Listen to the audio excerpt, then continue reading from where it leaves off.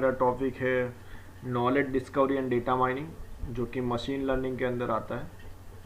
और अगर मैं इंट्रोडक्शन स्टार्ट करूं तो पहले तो व्हाट इज़ मार्केट बास्केट। तो मार्केट बास्केट एक मैथमेटिकल मॉडलिंग टेक्निक है जिसमें कस्टमर का परचेस करने का जो एक ग्रुपिंग होता है, एक आइटम के साथ दूसरी आइटम कौन सी वो परचेस कर सकता है, वो हमको एक आइडिया पता चलता है। उसका यूज़ कैसे होता है, तो एक तो हमको पहले कस्टमर का बैकग्राउंड पता चलता है, कस्टमर का बिहेवियर कैसा है, कौन से प्रोडक्ट के साथ में कौन सा प्रोडक्ट ले रहा है, फिर कौन सा प्रोडक्ट का सेल सबसे ज़्यादा हो रहा है। देन अगर सेल्स ज़्यादा हो रहे हैं तो आपको ये भी पता चलेगा कि अंदर इन्वेंट्री का ट्रांजेक्शन कौन सी इन्वेंट्री है उसका जल्दी हो रहा है, कौन सी इन्वेंट्री स्टेडी है। देन अगर इंट्रोडक्शन आगे हम कंटिन्यू करते हैं तो इससे हमको पता चलता है कि increase sales by better understanding customer purchasing patterns. तो कस्टमर है तो उसको परचेस करने का पैटर्न्स कौन सा है वो हमको पता चलता है। Then analyse a large data set और purchase history to reveal product grouping. कि हमको ये भी पता चलता है कि अगर परचेज हम कोई प्रोडक्ट कोई कस्टमर करता है तो मतलब उसके साथ दूसरा कौन सा प्रोडक्ट वो परचेज कर सकता है या कर रहा है। तो ये हमको पता चलेगा ये कस्टमर का बिहेवियर कौन सा है, कस्टमर क्या क्या परचेज कर सकता है एक प्रोडक्ट के साथ दूसरा ग्रुपिंग कौन। तो ये सब हमको पास्ट हिस्ट्री के हिसाब से पता चलता है। जैसे कि अभी मार्केट बास्केट एनालिसिस की इंफॉर्मेशन देखें तो allows us to identify patterns in customer purchase. Identify who customer are, not by name, मतलब कस्टमर कौन सा है हमारा वो हमको पता चलता है। मतलब अगर कस्टमर मेल्स कस्टमर है तो वो पर्टिकुलर सेविंग किट को ही फॉलो करेंगे, और सेविंग किट ले रहे हैं तो उसके साथ में वो कौन सी किट ले रहे हैं वो पता चलता है। तो वो एक कस्टमर को हम आइडेंटिफाई कर सकते हैं। Then gain inside about the merchandise, मतलब कि फास्ट एंड स्लो मोड्स मतलब क्या कि कोई एक छोटी शॉप होती है उसमें कोई एक चीज़ होती है लाइक शुगर होती है, तो शुगर सबसे ज़्यादा टर्नओवर होता है शुगर का। Fast and slow modes, fast modes मतलब कोई एक ऐसी चीज़ का जिसकी बिक्री सबसे ज़्यादा होती है वो उसका टर्नओवर सबसे ज़्यादा होता है। और स्लो मोड्स मतलब केसर जो होता है वो केसर 1 किलो केसर होता है तो वो 15-20 साल तक चलेगा आपकी शॉप में, 1 किलो 1-2 दिन में नहीं खत्म होगा, तो वो स्लो मोड्स हुआ। Fast modes and slow modes ऐसे पता चलता है। And products which are purchase together, मतलब एक प्रोडक्ट के साथ दूसरा कौन सा परचेज प्रोडक्ट हो रहा है। Then product which what benefit promotion, मतलब अब एक प्रोडक्ट का प्रमोशन करते हैं तो दूसरा उसके साथ कौन सा जा सकता है, तो वही हमको सब पता चलता है। देन अगर देखें तो ये अगर नॉलेज हमको मिलता है देन उसके बाद हम क्या कर सकते हैं, तो कि स्टोर का एनालिस्ट, स्टोर का लेआउट सेट करते हैं। उसको हमको मतलब जो भी हमको डेटा मिलता है पास्ट हिस्ट्री ट्रांजेक्शन के ऊपर से हमको डेटा मिलता है तो हम एनालाइज करेंगे कि भाई ये अभी डेटा जो भी है वो हमको सेट करना है, साथ में ये प्रोडक्ट साथ में करना है, ये इसके ऊपर डिस्काउंट रखेंगे तो दूसरे प्रोडक्ट का इफेक्ट रहेगा। मतलब आप देखते होंगे संतूर साबुन के अंदर एक पेन फ्री आता है, देन संतूर साबुन के साथ कुछ और फ्री आता है, फिर कुछ खाने पीने की चीज़ होती है उसके साथ कुछ फ्री आता है, फिर चाय आती थी भाग बकरी चाय, आपको याद होगा, तो भाग बकरी चाय के साथ आपको एक कप रखा भी मिलते थे, मतलब ऐसा कुछ, मतलब कुछ भी ऐसा साथ में जाता था। तो यही है, मतलब ये पहला कस्टमर ले गया, ये दूसरा कस्टमर ले गया, ये तीसरा कस्टमर मिल्क ब्रेड बन, चौथा कस्टमर। तो ऐसे हमको पता चलता है कि हम कौन सा कस्टमर के हिसाब से कोई एक एरिया में एक ही। अभी type of market basket analysis type कौन से, तो एक तो प्रिडिक्टिव मार्केट होता है और देन दूसरा होता है डिफरेंशियल मार्केट। प्रिडिक्टिव में क्या होता है कि this type considers item purchase in sequence to determine cross sell. तो मतलब एक प्रोडक्ट आप परचेस कर रहे हैं, कोई मतलब लैपटॉप कोई परचेस कर रहा है तो उसके साथ आप उसको कौन सा प्रोडक्ट ऑफर कर सकते हो, मतलब उसके साथ आप पेन ड्राइव ऑफर कर सकते हो, then mouse, then keyboard etcetera, कुछ सेफ्टी गार्ड। मतलब एक प्रोडक्ट कस्टमर ले रहा है तो दूसरा प्रोडक्ट भी उसके साथ ले रहा है, तो ये आपको एक पर्टिकुलर प्रोडक्ट के ऊपर आप देखेंगे तो ये आपको प्रिडिक्टिव मार्केट हो गया कि भाई एक प्रोडक्ट ले रहा है तो दूसरा लेगा ही लेगा, तो ये प्रिडिक्ट कर रहे हैं, मतलब प्रिडिक्टिव मार्केट हो गया।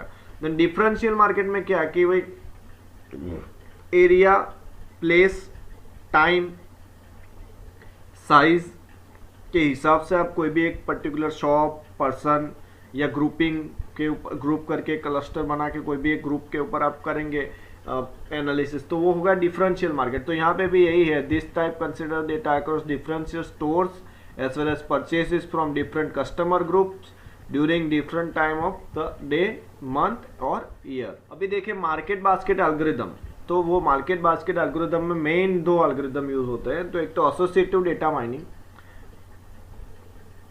जिसका मीनिंग होता है कि if we buy an item then we are bound to buy और not bye group items one और मोर। मतलब एक अगर आप आइटम बाय कर रहे हैं, यहाँ पे अगर आप एक बाय कर रहे हैं तो दूसरा बाय करने का चांसेस कितना है, दूसरा बाय करने का चांसेस कितना है आपका, ये आपको यहाँ से पता चलता है।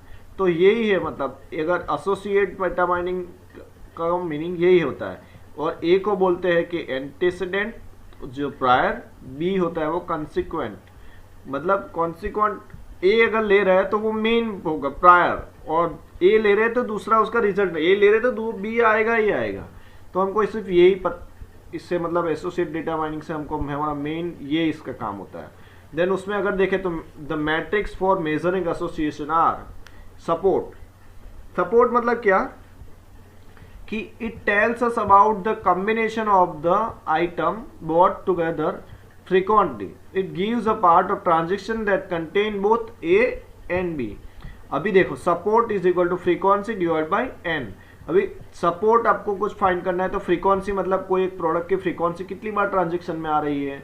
तो अगर आप शुगर 3 बार, 5 ट्रांजेक्शन हुए उसमें शुगर 3 बार कोई भी ले रहे हैं, 3 अलग अलग बार, तो 3 बार यहाँ पे ऊपर आएगा फ्रीक्वेंसी में, और नीचे total number of transaction, total जितने भी ट्रांजेक्शन, तो 3 डिवाइड बाई 5 ऐसा करके सपोर्ट आएगा।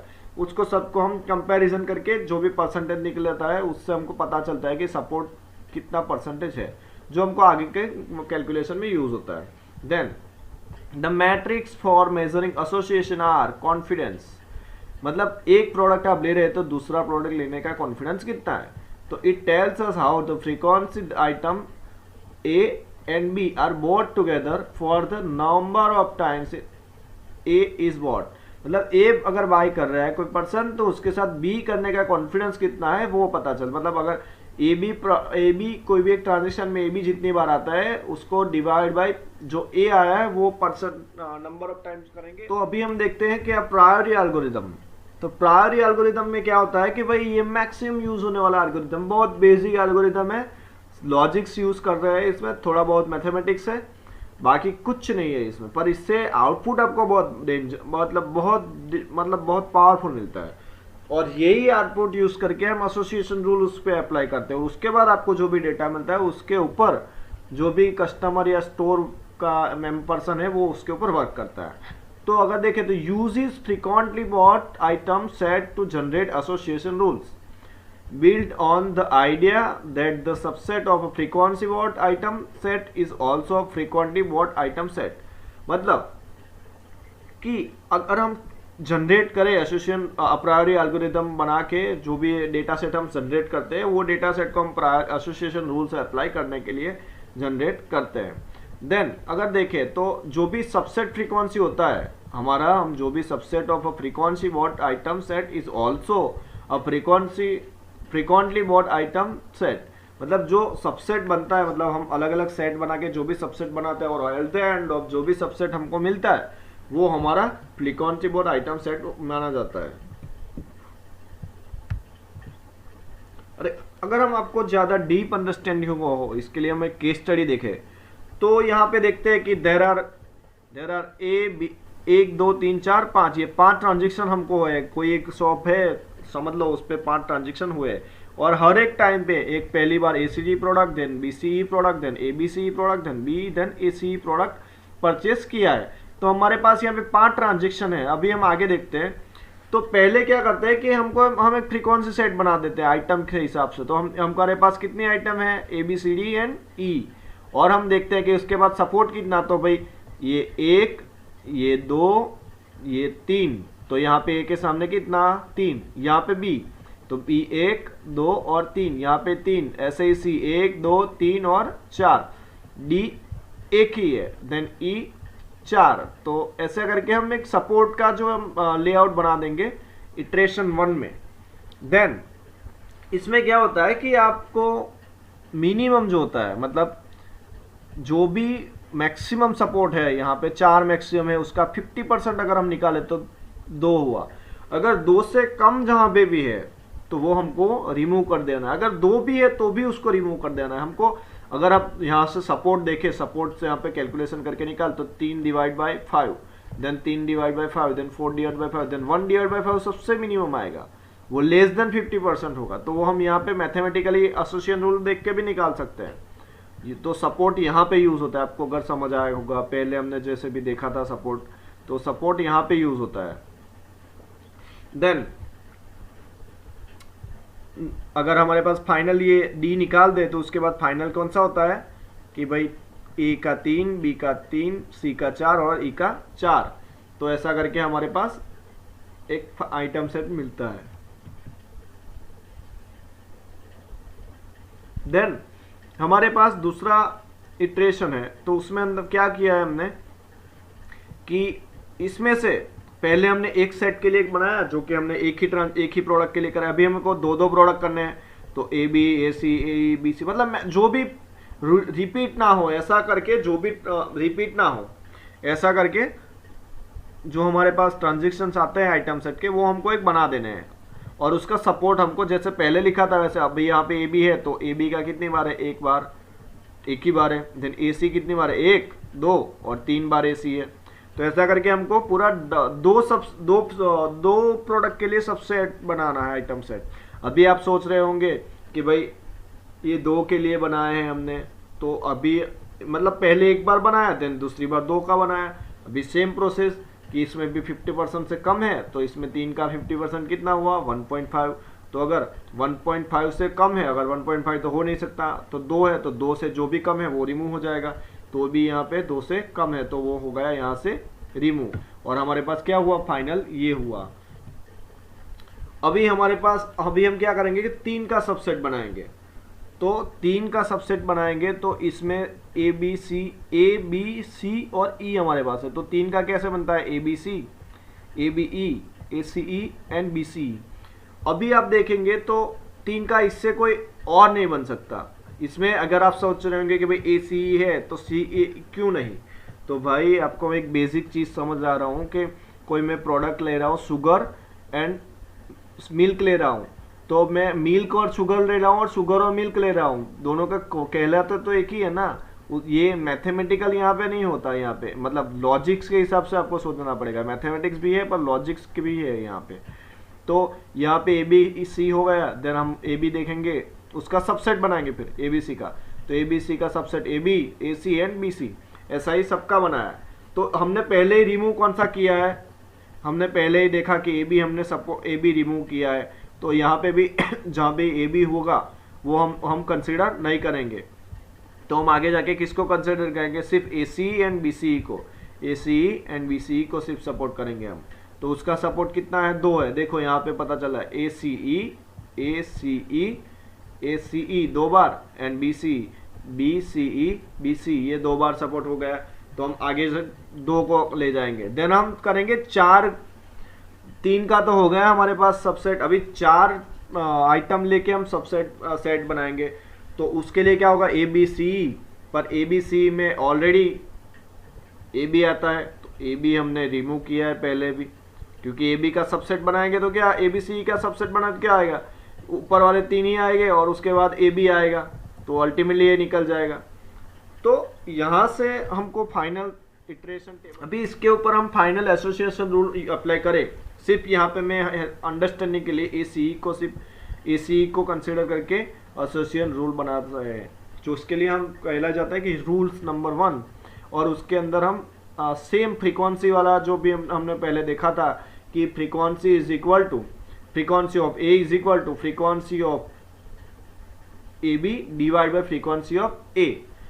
तो यहाँ पे मतलब टोटल नंबर ऑफ जो फ्रीक्वेंसी हमारी वो डिवाइड बाय जो भी पर्टिकुलर आइटम की फ्रीक्वेंसी है वो, उससे हम डिवाइड करते हैं।